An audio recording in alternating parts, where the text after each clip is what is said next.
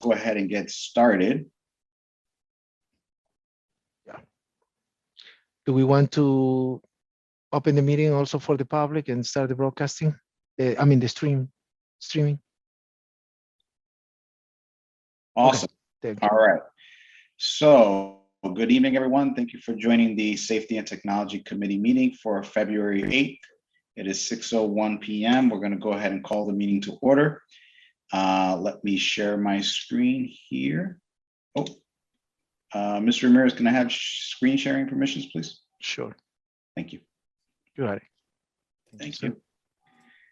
All right. And let's just share. Okay. All right. So we can see the agenda now for this evening. So we have a lot to talk about, and I want to be respectful of time, so we're going to go a little quick. First thing up is let's review the previous meeting minutes. I keep forgetting to add that to the agenda, so let me go there and quickly share that out. And there we go. Okay, so as a quick recap, during our last meeting on January 11th, the meeting started at 6:02 p.m. In attendance was Mr. Ramirez, myself, Trustee Valen, Trustee Warner, and Ms. Raymond. We had a status of technology at GCSD report update, talking about survey results. We'll talk more about that today. We also had an update on the Chromebook replacement devices, and really the concern there is just ensuring that there's enough devices for the students, and as well as finding out the devices that are in queue already, that have already been placed orders, how they're going along. We'll have more about that this evening. We then moved on to the conversation about the GCSD email accounts for the students in the high school, specifically related to email notifications from the College Board and how we're going to maneuver that. More to come during this meeting. We also talked about the bus route communication for last minute situations, right? A bus is delayed, something's happened. Go ahead. You misspelled Elric, I think. I think it's Lower Hudson, RIC. Oh, thank you. That's right. Thank you, David. Thanks. All right. Then we went and talked about the buses, and there basically was already an update that all the information had been put into eSchool Plus, and the synchronization was working, and all that was in progress. We then touched on the LTE insufficient campus coverage with the letter that was going out from the superintendent, as well as next steps there. We also talked about the parent-teacher conference meetings and next steps, whether evaluating Zoom and breakout rooms, et cetera. More about that this evening. We talked about the embedded keyboard instruction in the using learning.com for the students to be able to take those courses online as part of their current curriculum, and training them to learn how to type on the keyboard the same way that we had keyboard in class in our days, right? They don't do that anymore, but this is an opportunity for them to do that. We also touched on iReady instruction and the middle of year assessment preparation process that was ongoing at that time. Then we went into safety open session items. We talked about student pedestrian safety when walking home from the high school. Specifically, we were talking about the lights, the overhead lights. We had an update there. We talked about, at the time, assigned seating on the buses had not been implemented as of that meeting. It was beginning the next day for pre-K through 6, and the middle high school, the plan was still being worked on. And then we talked about the test estate planning. At the time, again, it had not happened yet. It had just been announced, and the superintendent and the administration were putting all the pieces together and figuring out the workflow. We'll have an update on that this evening as well. Then we went into new business.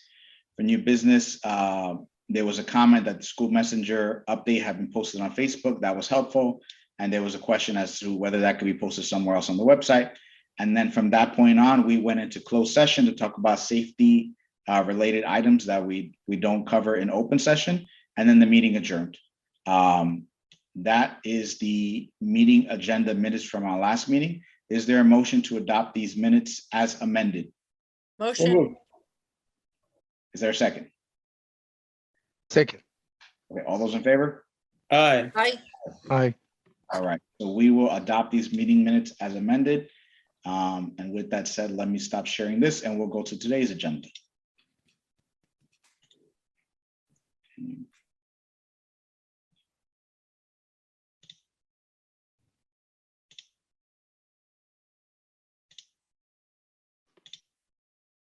Okay, and we have our agenda back up. All right, so let's continue the conversation from where we left off.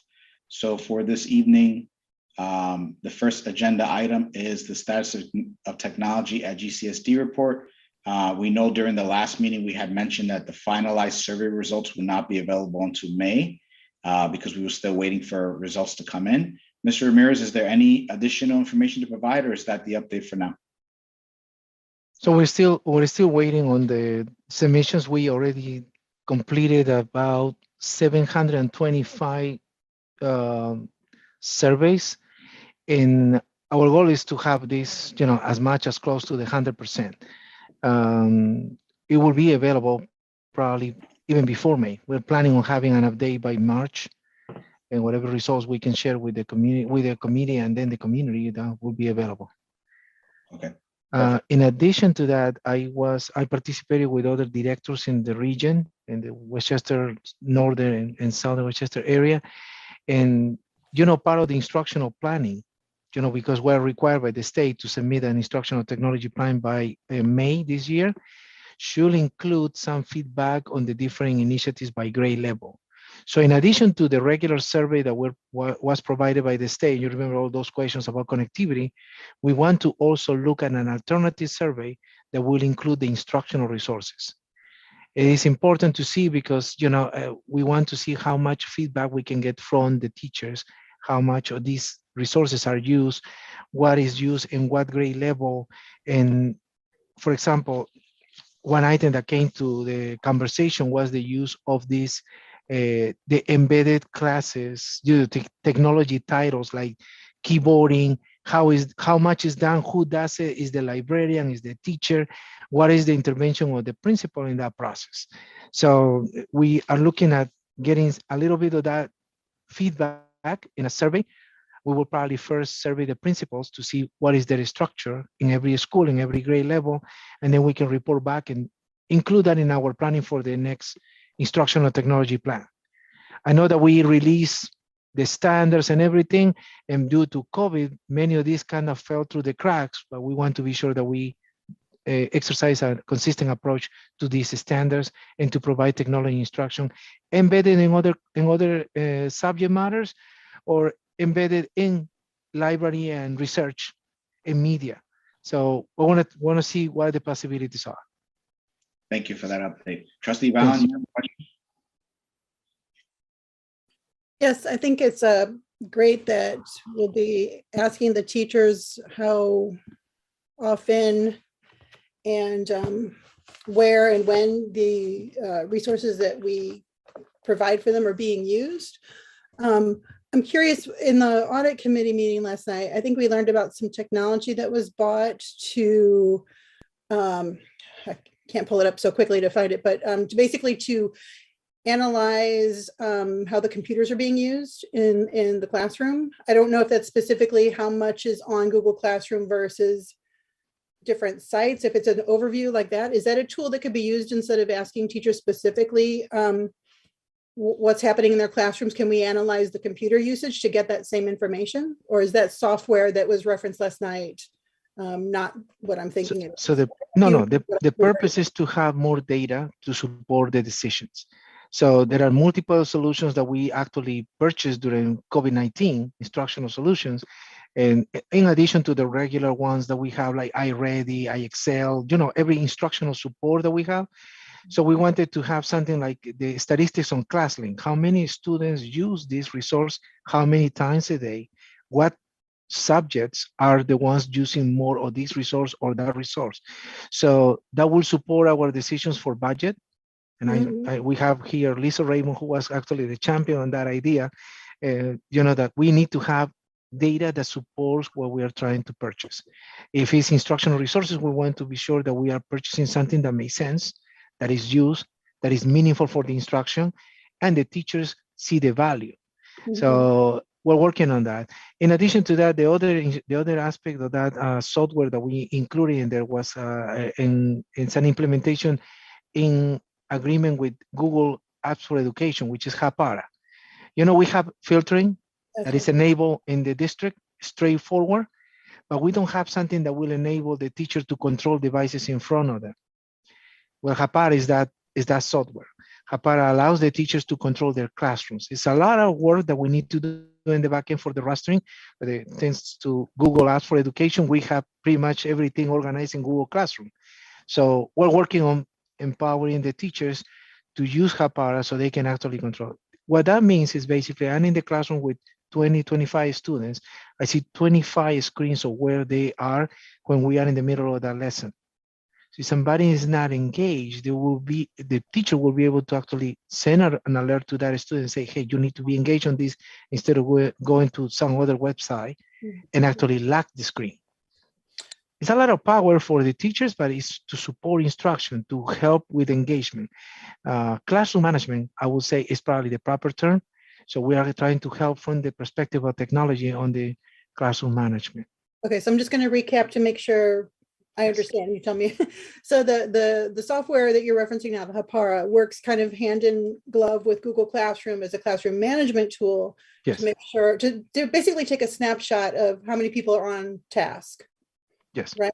It's not a tool to identify how often iReady is logged into, or how often Do the Math or learning.com or whatever. It's not a tool for evaluating. That will be ClassLink, our single sign-on structure, because everybody, students, teachers, they use ClassLink to log into their instructional materials. And all of these materials are already organized by grade level. So if I'm a third grader, when I log in, I already get all the different titles that are appropriate for my grade level and my age appropriateness. That's how it works. And what we want to do is now pull statistics about the logins. How many. So ClassLink would help find the statistics for how often and how long of a time period those resources are used. And could Correct. that be a tool as opposed to simply asking teachers how often they're using things? I think that's a piece that needs to be done, but you have a metric, it sounds like, as well. Right. It's a good resource to give us some information about the usage, because it's usage reports. When we go to closed session, I can actually give you a preview of how it looks. We're working on the setup for data analytics, but that is part of our planning. So Okay. that is okay with the committee. We can actually take a look at that. Perfect. Thank you. All right, moving right along. Thank you for that, for those questions and for the feedback. That's very helpful. All right, next point, the status of the Chromebook replacement devices.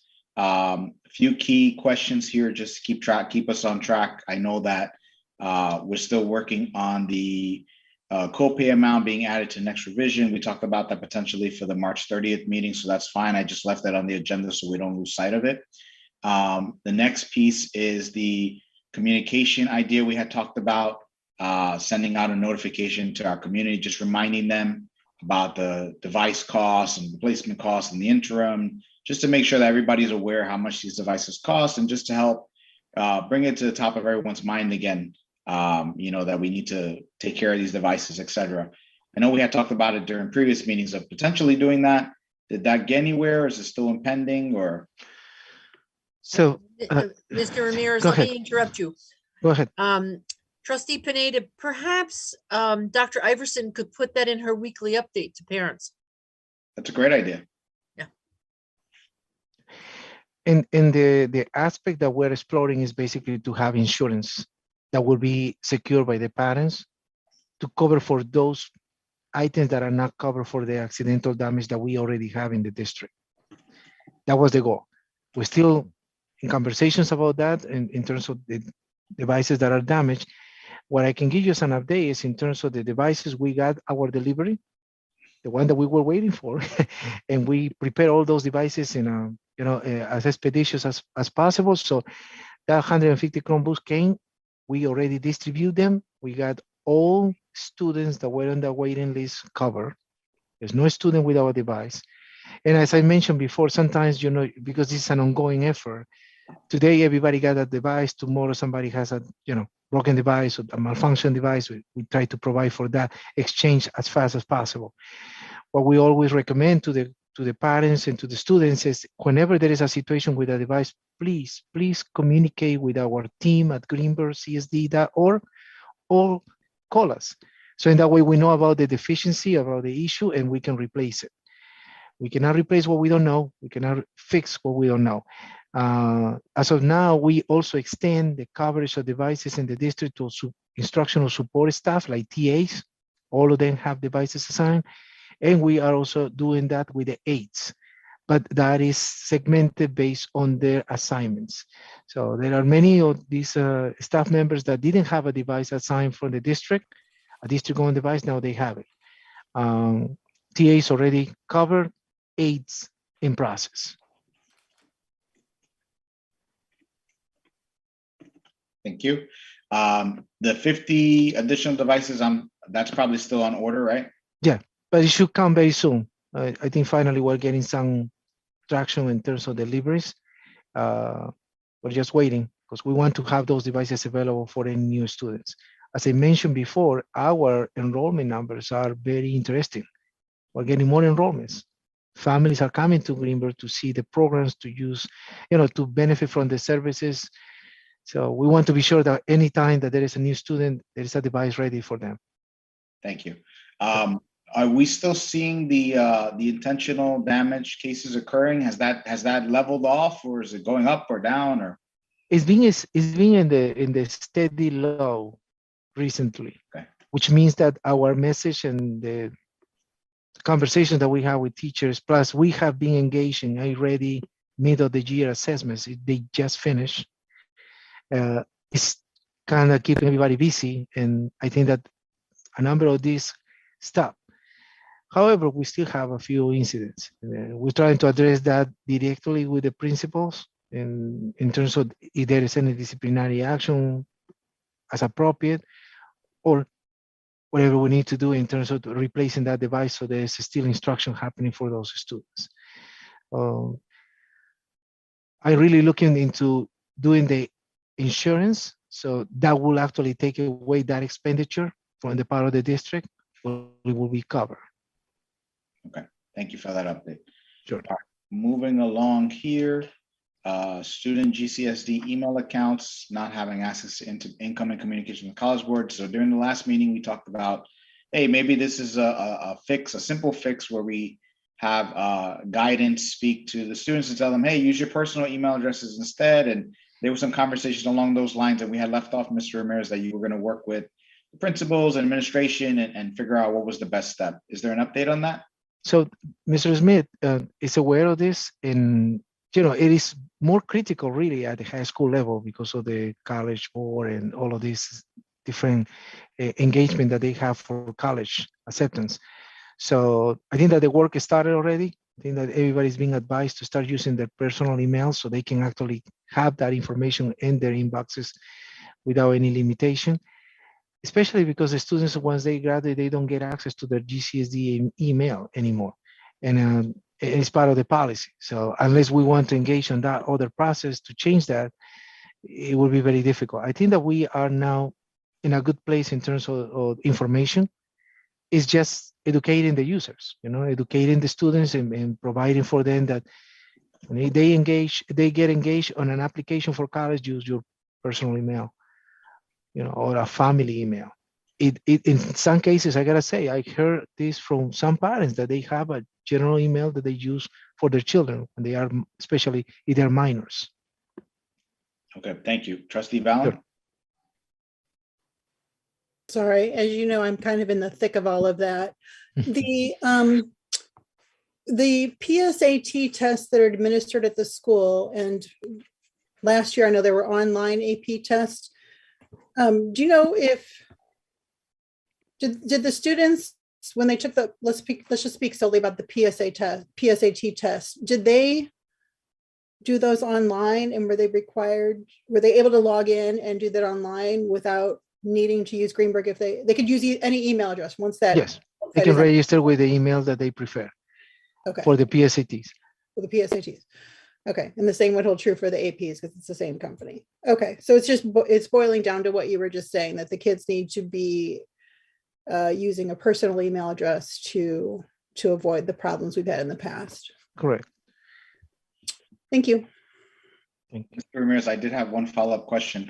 For the existing students, when Mr. Smith is targeting the students and telling them, moving forward, hey, use your personal email accounts for these communications instead.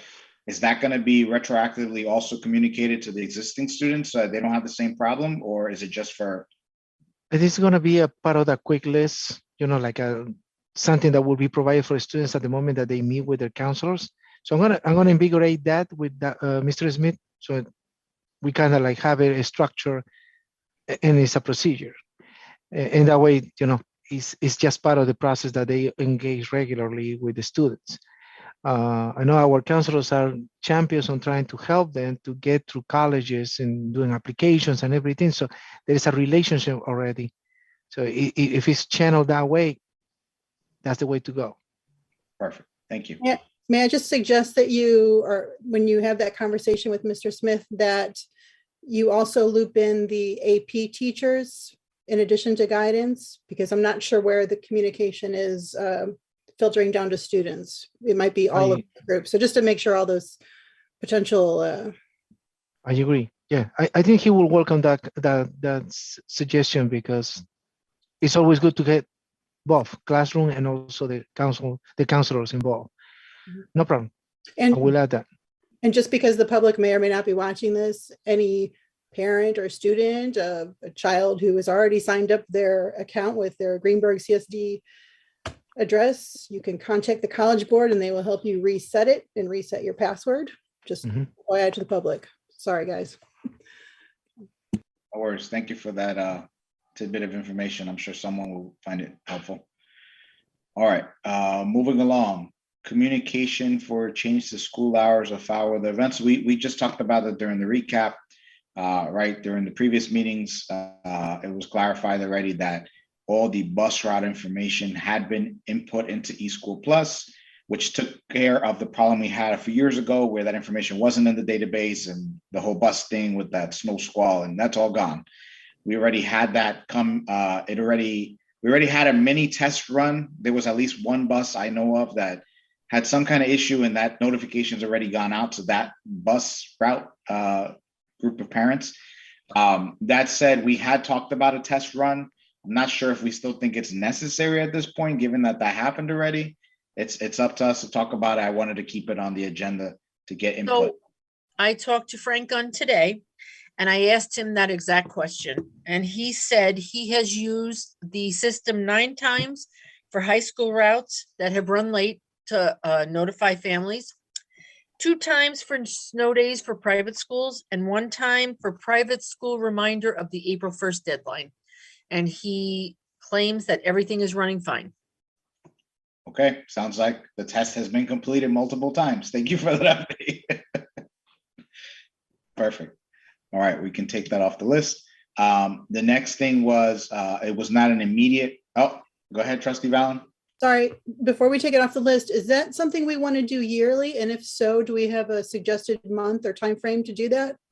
Yes, Trustee Vallon, that is an excellent point. In any district that I have been in previously, we always did a test run August, September, just a test module. Hey, we're putting this out. If you didn't get it, let us know, so that when snow, any inclement weather, anything happened, that they would let us know. So yes, you're exactly right. Okay, thank you. So we will add that.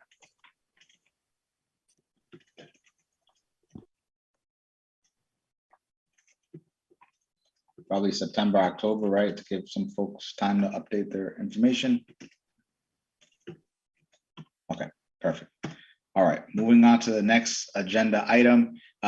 We talked about this in previous meetings. We wanted to know Infinite Campus versus eSchool Plus.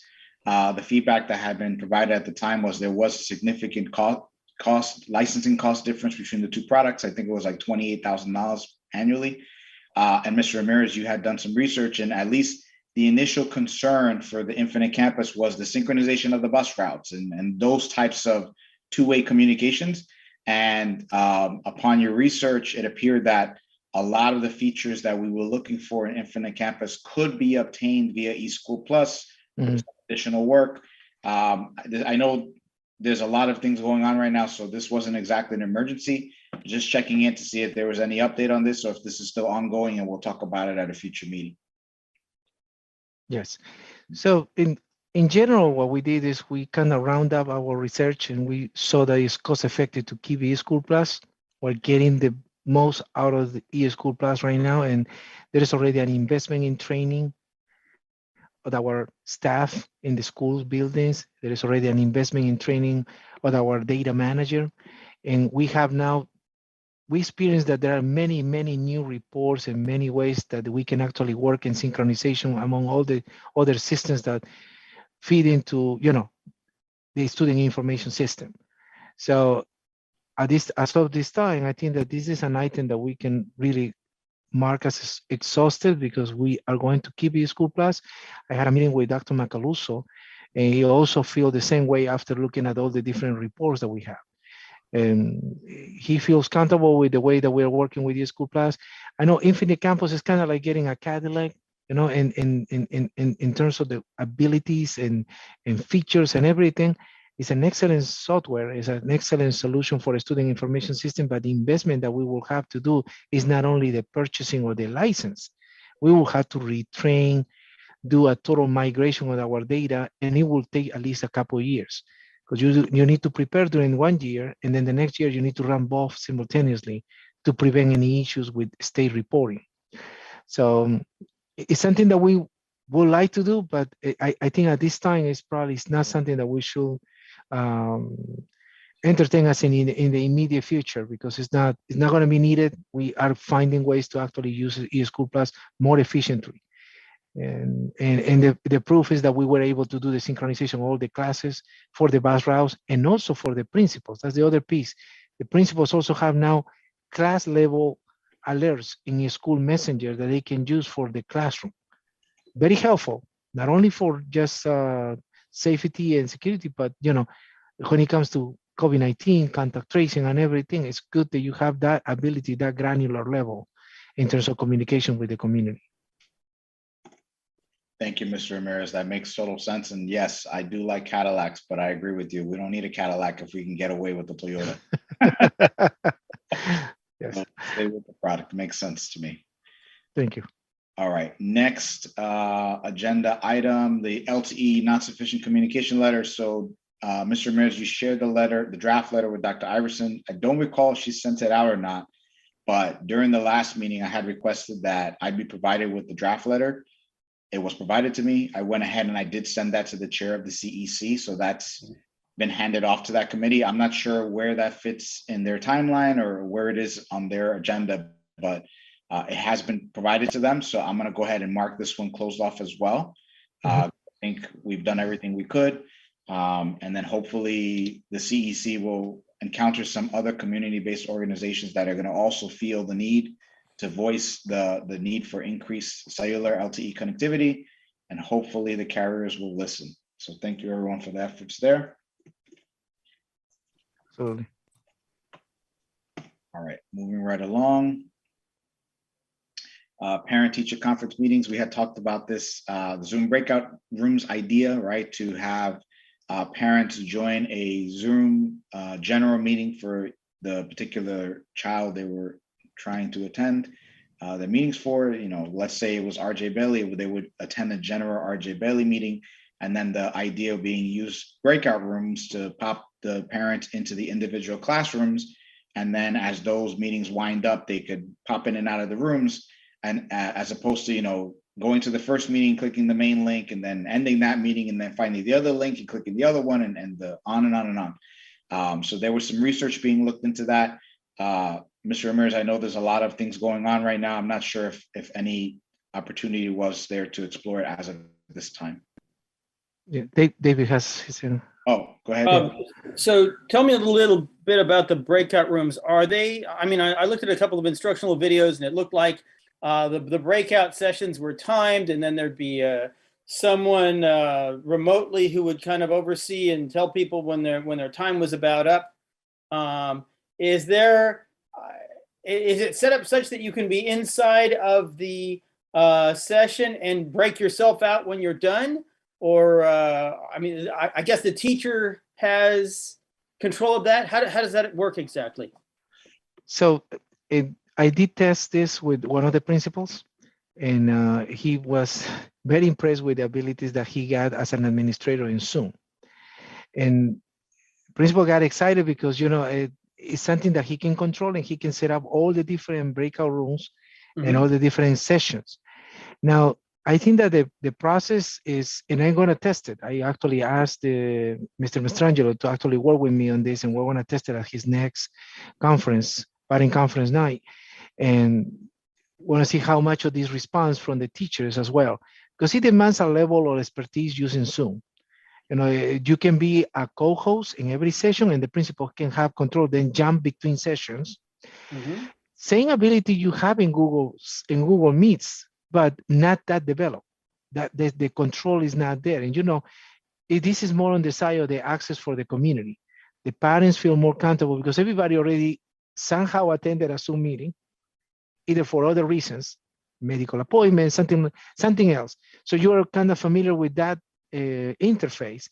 So our goal is to facilitate for the community, for the parents. And obviously it will demand that we actually enable teacher accounts in addition to the administrator account for the principal. The principals, all of them have administrator's account right now. I need to go to that next step. We tried with a couple of teachers, and it was interesting how it worked, because immediately not only provide for the access, but also the different buttons that they can actually do the breakout rooms and go back and set up who is going into which area. So I think it's a little bit of training that we need to do and test. We need to test it. Maybe it won't happen this school year because of all the different challenges that we have.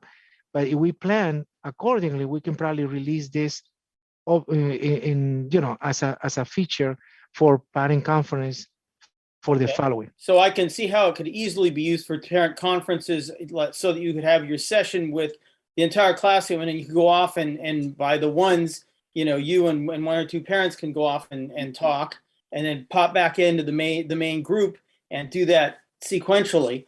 The other thing I'm wondering is if there's anything you can do at some other level with the miniature bell schedule. Remember how you'd have like the in-person thing where you'd run the classrooms, and then the principal would come over the PA system, and you move on from one classroom to the next. I'm wondering if there's some way of doing something similar to that at a larger scale. I think Chris has her hand up, though. I'm going to be quiet. If I may, just for that question, David. So you have the principal setting up the main meeting for all the parents coming to the school. Then the breakout rooms will be basically each one of the meetings that the teachers will set up. In an elementary level, it's not that difficult because there are homeroom teachers, and they kind of have the interaction with the other teachers that do the specials and everything. So they can do breakout rooms if somebody wants to go to one of the special sessions and meet with that specific educator, have the interaction between the parents and all of that. Principal still has the ability to have anybody in the main room and then jump into these individual meetings. So it's a question of setup, it's a question of training and testing. I like to test it. I like to be sure that they feel comfortable with the solution, and it now becomes another item to make it more difficult. Our teachers, our educators are very comfortable using Google Classroom because that's what they use for instruction. This is a way to facilitate the communication with the parents, because on the other side, they're probably more familiar with a Zoom solution rather than a Google Meet. Trustee Valens? So in the again, I'm going to repeat to make sure I'm following. So in the scenario you're painting out, everybody would be at the elementary level. Everybody would be in the waiting room, the breakout room, and would they knock on the door and be admitted by the teacher into the conference? So there will be a main. Someone open the door for them. Like how? The same way that it works for us. When you get into a meeting, you get into the waiting room, and the person that is the host admits you into that one. Okay, so you can't when you someone else's conference. Correct. And then when you set up the breakout room, you can actually put different people in different rooms. Okay. Subsections. Now, I'm just going to repeat, I've said this before, but at the high school, the middle high school level, that's a different story. Years, I mean, it's different. It's more teachers, so it's not. I mean, it's more complicated. But for the last 2 years, we've used signup.com to book a time slot, and then we've gone in, and yes, it's not as smooth as Ashley's scenario. We have individual Zoom links for each teacher. It's just, we make a little spreadsheet and we click, click to So the way that I see it, and mhm, the way that I see it, and thank you for the feedback, because it's exactly what I heard from the secondary level. They had sign up, they use sign up, and that was perfect for them. What they were using was the Google Meets. No, So they've used it the last 2 years. they would just use the sign up just to set up the slots, and then they got an invite to Google They use Classroom. signup.com for like I'm looking at an invitation here. Here's a Yeah, message go- from signup.com organizer. Here's your Zoom link. Yeah. Click here to sign up for your time slot. And then you just, I think then it makes sense for that level because that of the level, number of for the number of classes, Right. and sections that they use something like that. right. But I'm also saying if Highview is being set up differently, because you're going to have this breakout room for everyone to kind of hang out in the meantime. The question is what works well for Principal Rossi and that level, because there is a little bit more differentiation between Yes. our departmentalization, I should say.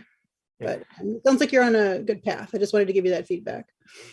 Thank you. No, and Richard Bailey is a school that works with a similar to a middle school schedule, because you have departmentalization in there. So that is another consideration. That's what I said. I want to go very slow, safe, and ensure that everybody feels comfortable before we release something that could create more difficulties than facilitate for the communication. I'm just curious, though, you said you're going to test it out at the next conference. Is there not going to be a test done beforehand? Because Yeah, no, we will test it before, and we will go live at Highview probably. That will be our test site, because I'm working with the principal. He already liked the solution. He wanted to do it, and he can probably work with that. It's a small school, so this is like a small sample that we can use, get more teachers involved, and get everybody on board, and then test it. I believe that we will be very successful if we do a test before, and then also do the implementation on the next conference, parent conference. So I'm just waiting on the feedback from the principal. The principal has been using Zoom for meetings with coffee with the principal, meeting with parents, with the PTA, and it's been very successful. He's getting he's getting an expertise level, which is good. And that's what we're looking for. I really want to be sure that they feel comfortable with the solution. It's not one size doesn't fit all, because in this case, would you just explain it with the secondary level is a little more tricky, and there are more teachers and there is more involved. So I think that there is something that is not broken, I want to keep it going, but I want to start doing this adoption in the early grades where we can actually make an impact. I'm just curious if we've had any feedback if Jackson parents had trouble getting into their conferences, because the conference days are coming up March 7th, 8th, and 9th. I'm gonna ask. Yeah, I will find out. Just if, yeah. I mean, again, lots of balls being juggled. I understand that training can't be done for everyone, but if they haven't had issues that would necessitate some Most definitely. sharing of knowledge between school buildings, maybe, turnkeying within personnel, but I'll be quiet and thank you for listening. Thank you for that feedback. I appreciate it. Yeah, so I agree with everything the committee just shared. It wasn't this point, just to remind everybody where this came from.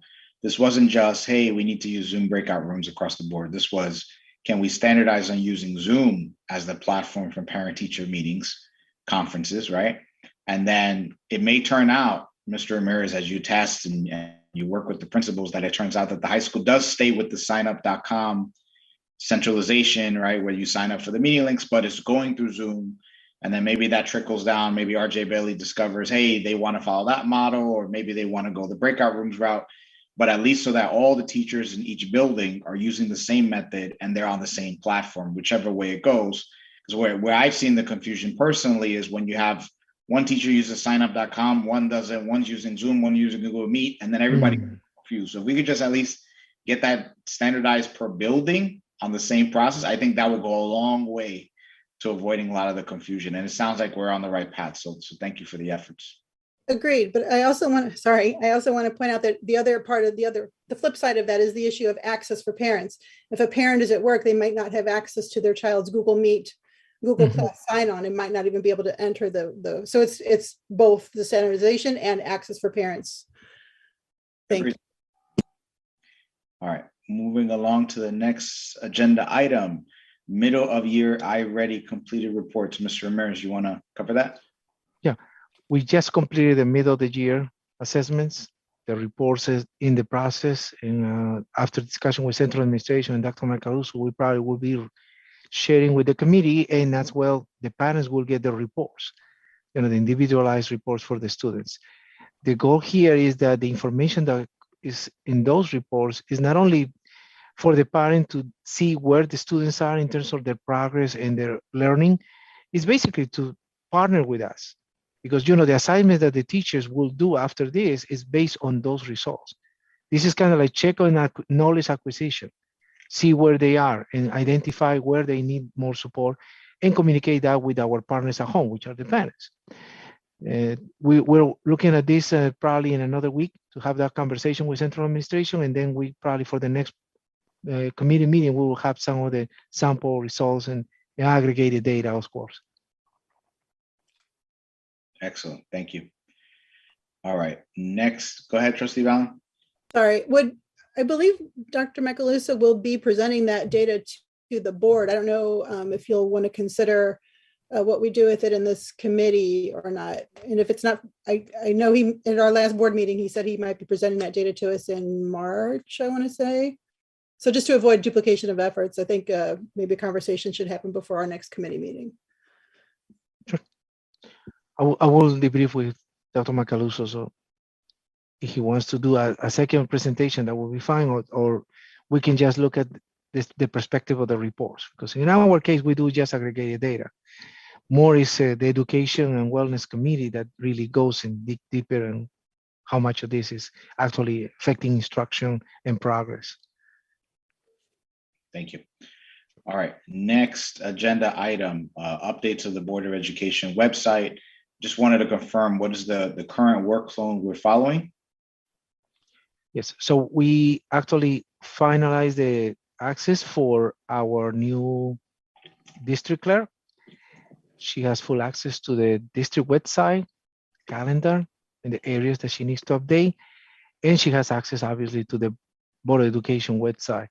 I believe that Ivy Krause, our former district clerk, is training her on the areas that she can update the BOE site.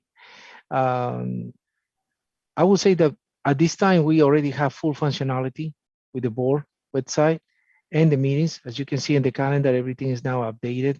We have no issues anymore in terms of the access or anything like that, and the proper people have been trained.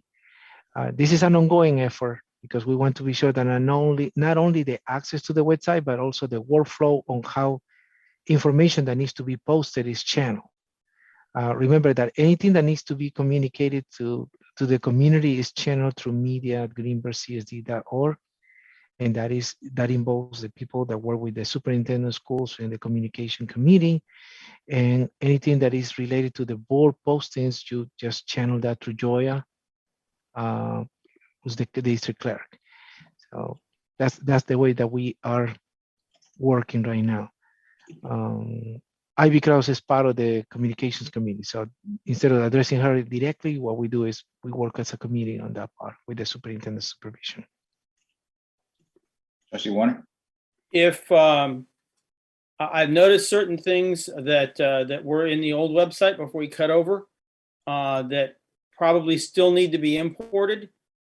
Is that available if we need to go back and say pick up some minutes from a previous year? Can we get those? Nothing is being removed. It's just archived. So it's not visible, but it's there. So you can identify what is really the piece that needs to be moved. Just send us an email and we will work on it and try to move it to the new site. Good. And is there any way for me to get visibility? And in terms of, that is, do I have to function from memory, or can I go back? Is there a way for me to go back? oh, no, I could, if you want, we can schedule time and we Good. can go under a quick meet with you, and I can share the screen, and then you will see what is not visible. Now no longer And then you visible. can, Exactly. it. And then you can Thank you. tell me, I want that, I want that, I want this, this area to be recreated in the new site, and we can work on that. Thank you. I have to say that our content manager, Mr. Barrios, has been doing part of that work. He's been looking at the site and looking at the new site. And I think that he's been trying to standardize everything in terms of the branding as well.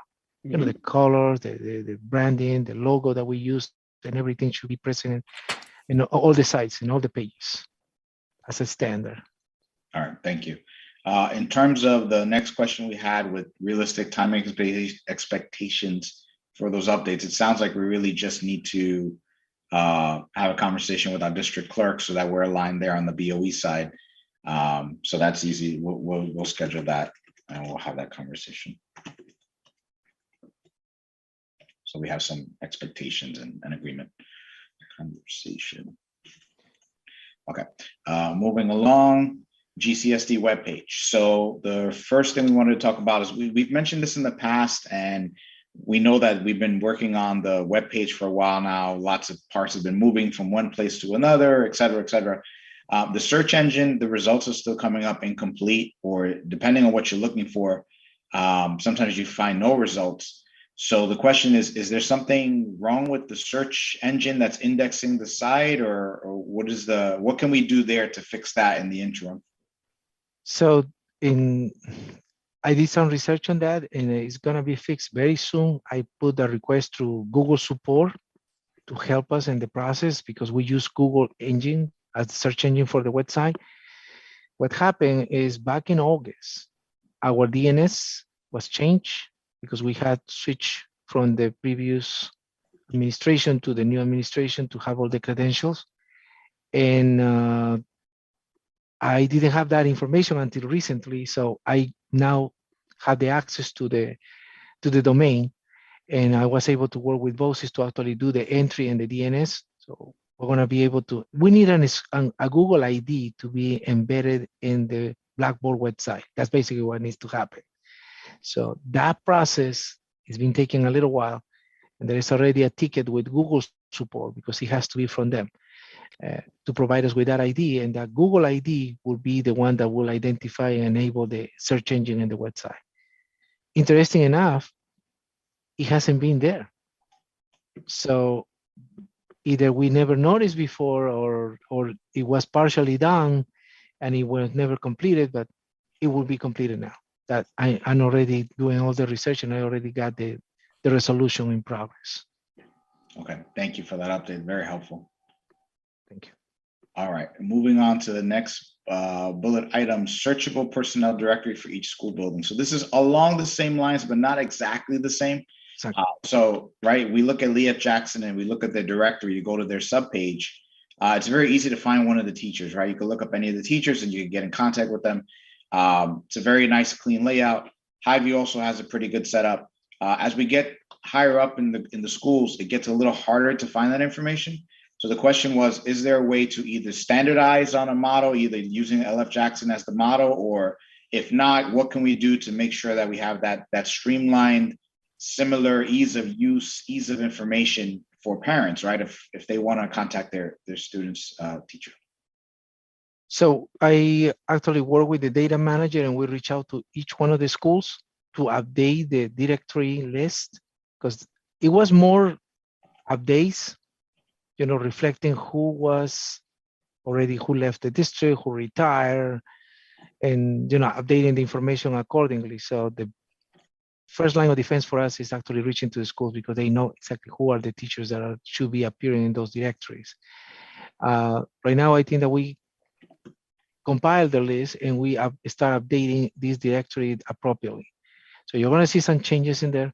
But I'll tell you, most of the information is available immediately when you go to the school site and you see the directory, teacher directory. I just in the directory for the high school, and it tells you every teacher and also their, whatever they put in sign up for instructions for parents to go to parent conference.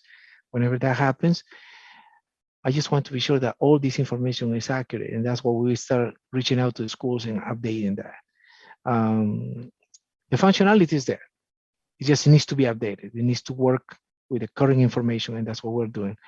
It's part of the maintenance of the website. That's something that I want to address as a whole, probably to get a webmaster.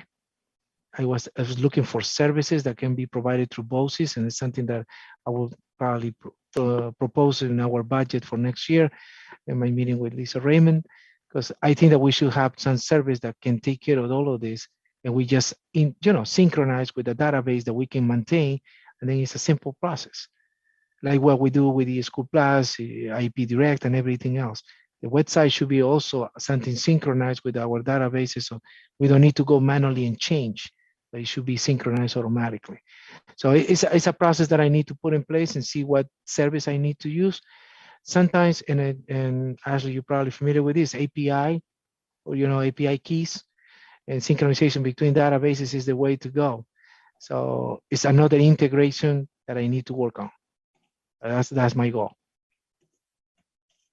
Trustee Don? Sorry.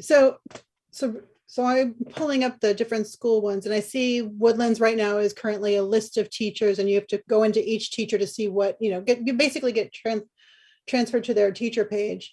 If you are able to go to Jackson, you'll see that Jackson's teacher directory right now, let's say I didn't know who the reading teacher was or the psychologist was at Jackson, and I wanted to send them an email. In the Jackson directory, you see that I can search by title. I can search by I'll just do, it's harder to type, social worker.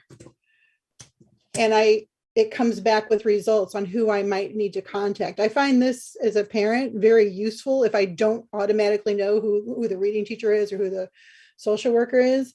And that's functionality that I hope that as we're updating the actual people in the directories, that we could add that position information in there as well and have it a searchable field. Is that in the plans, or do you see what I'm referring to? I just visited the Leah Jackson directory, and I agree with you. That's the standardization that we're looking for. So if it's a one format, is the one format for all the elementary schools, and we can actually provide it for the high school, because searching by title helps. It facilitates for the parents to contact the proper person, if there is the social worker, psychologist.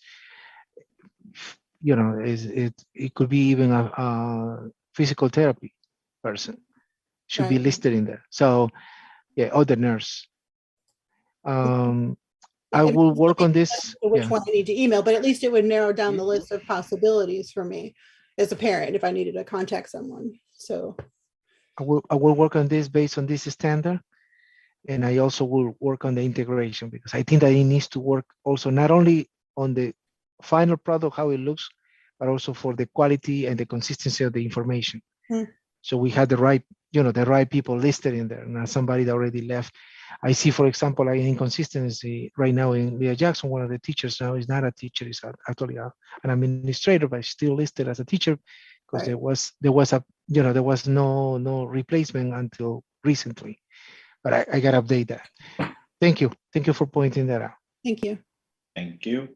All right. Part of that conversation also about the directory and synchronization, standardization, we could also ask the CEC to get some feedback on what would be useful to parents or our community as a whole in terms of the layout. I know that would add some additional time to the process, though.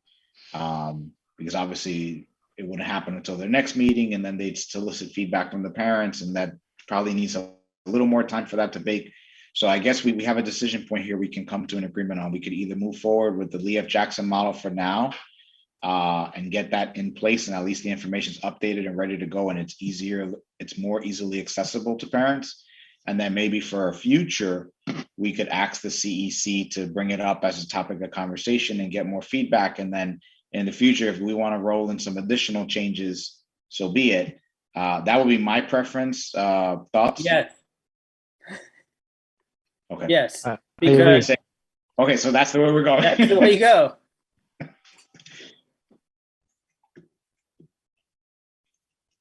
Okay. Thank you. All right, and now we're moving on to some safety open session items. Let's let's see how far, oh, right there, okay. So safety open session items. The first one is just following up on the previous conversation about the student pedestrian safety. This came about that we had some overhead lights that were out back in December. Electrical contractor was working on it. I just want to see if we had closed this out at this point. Was that all taken care of? All the lights working, or do we still working on it? I spoke with Mr. Falcone and I believe they are. I know he, at the previous to the last meeting, he told me that these lights weren't working and the contractor was working on them. So I'm assuming that they're done, but I will double check with him. Trustee Valen? So I'll drive the long way around to our meeting next week, but at our meeting last week, I did half the circuit. At the, when you're going up to the high school and you have to decide whether you're going to go to staff parking or student bus parking, the light there at that intersection at that fork in the road is still out. Okay, Most of the other ones have been fixed, with the other exception of when you're leaving through the back gate, the pole that doesn't exist any longer, the pole that was knocked down or damaged or whatever. And I don't know where we are on getting that utility pole installed again. I don't know. I don't remember. I know he came to speak to us about it at one of our committees a few Okay. months, but I don't remember what. I will definitely follow up with him tomorrow. Okay. Thank you. All right, moving on to the next agenda item. We had talked about assigned seating on the bus, and during the previous meetings that had been implemented already for pre-K through sixth grade. And the last update we had was it was being evaluated for the middle high school, because obviously that is a totally different paradigm, right? Right, exactly. So first grade. So I know that Frank Gunn was working with Dan Brady and Veronica Henriquez to make sure that they got all of that done. He didn't tell me that he couldn't get it done. He said, we're working on it and we'll get it done within a couple days. So I'm confident that that is in place. Okay. And I'm sorry to jump ahead of you, Trustee Pineda, but Test to Stay started Monday. We had everything in place.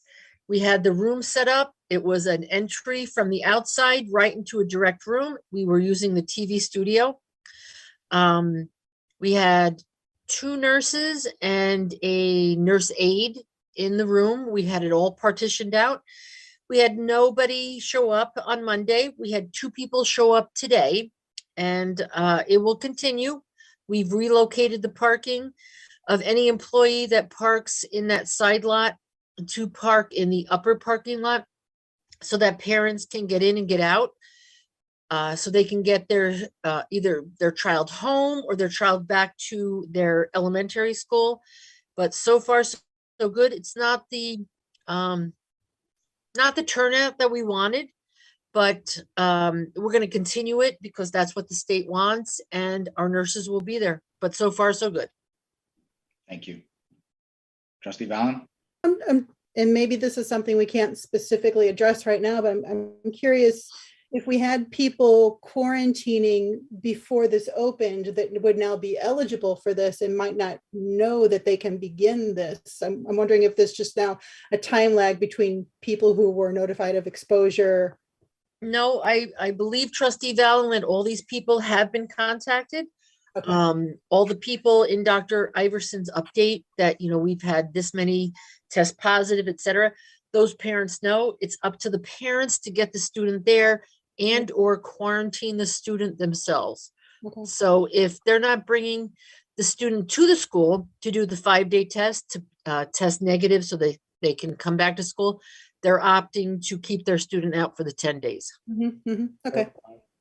Thank you. Thank you. And that brings us to our new business section of the agenda. Any new business? Trustee Pineda, I do have new business, but I'm not sure if it's new business or executive session. It's on the SRO. Okay, so that's closed item. Okay. So that said, we're gonna go ahead and I'll ask for a motion in a moment, but I just want to make sure I make it. Did you want to announce the safety plan Oh. being up on the website for people to look at? Yes, thank you, Trustee Warner.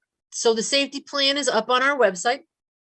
I haven't received any questions, any concerns to it, but on February 15th, it will be presented at the Board of Education meeting for a public hearing. If there are no questions, I'll ask the board to accept the safety plan so that we can get it uploaded to the State Education Department. Perfect, thank you. All right, so with that said, just for the listening public, this is the last open session item we covered. From this point forward, we're going to go into closed session once we have a motion. And after that closed session is complete, we will adjourn the meeting directly. So there really is no more content at this point. Is there a motion to go into closed session to discuss safety items relating to the district? So moved. Is there a second? Second. All those in favor? Aye. Aye. Aye. All right. Mr. Lewis, we're going to go ahead and go into closed session. And then when we finish the closed session, we're going to adjourn directly. So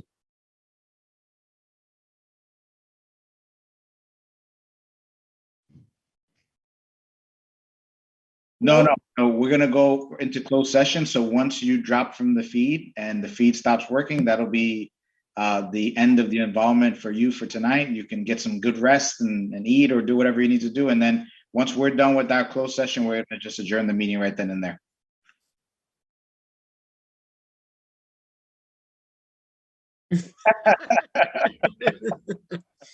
You're the best, Steve Lewis. Thank you. Thank Good night, you. everyone. Good night, Steve. Right.